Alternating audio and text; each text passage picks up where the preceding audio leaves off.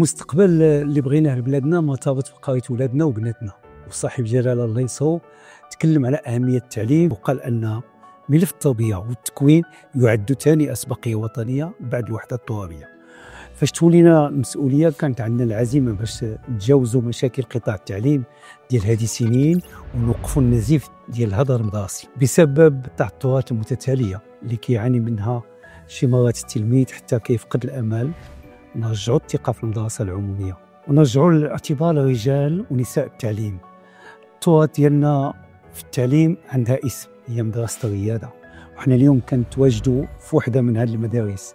مشروع اللي بديناه في 2022 واليوم كيستافدوا منه أكثر من 1,300,000 تلميذ في 2626 مؤسسة ابتدائية، أكثر من 200,000 تلميذ في 230 إعدادية. والهدف هو تعميم مدارس الريادة. مدارس الريادة فيها أولا أساليب جديدة في طرق التدريس، ثانيا دعم لكل تلميذ عنده تعثرات، ثالثا تحسين ظروف القراية في المدرسة. النتيجة تلاميذ المدارس الريادة حققوا نتائج أحسن من 82% ديال التلاميذ اللي مازال ما استفادوا من هذا البرنامج. هذا لاش كنعملوا على تسريع التعميم ديالو للوصول للهدف ديالنا، وهو المساواة وتكافؤ الفرص للاستفادة من مدرسة الجودة. هذا المشروع ما كانش يمكن ليه ينجح دون انخراط الأستاذ، وباش ينخرط الأستاذ كان لازم نرجعوا للاعتبار. خرجنا للوجود النظام الأساسي الخاص بموظفي التربية الوطنية، وبكل شجاعة طوينا ملف المتعاقدين بشكل نهائي بعد ترسيم أزيد من 115,000 موظفة وموظف القطاع، ودنا زيادة عامة في الأجور ديال 1500 ديال الدرهم. تحسين المسار التعليمي والتربوي اللي فكرنا فيه لوليداتنا ماشي غير الحدود التعليم الثانوي ولكن حتى التعليم الجامعي.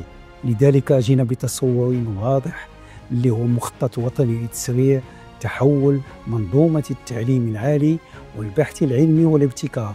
هذه المخططات بدات النتائج ديالو كتبان، وخير دليل هو الإقبال المتزايد اللي رجع على الجامعة المغربية. هذا العام تسجلت أكثر من 1,300,000 طالب بزيادة ديال 36% بالنسبة للسنة الماضية. أكثر من 90% منهم تسجلوا في الجامعات العمومية، واليوم الجامعة المغربية كتقدم مسالك جديدة وتكوين اللي غادي يجعل من الطلبة ديال اليوم الفاعلين اللي محتاجاهم بلادنا في أقرب وقت وفي رهانات كبيرة، بحال في الصناعة الوطنية والرقمنة والاستثمارات اللي كتعمل الحكومة على خلقها لدعم الاقتصاد الوطني وخلق فرص الشغل. الأثار ديال هذه الإصلاحات كلها اللي بدينا التزاما بتعاقدنا مع المواطنين بدات كتبان الثمار ديالها، وإن شاء الله غادي نتمكنوا بفضل مجهودات جميع المتدخلين الارتقاء بالتعليم بجميع مستوياته في بلادنا باش نساهموا في بناء مغرب المستقبل كما بغاه سيدنا الله يسر.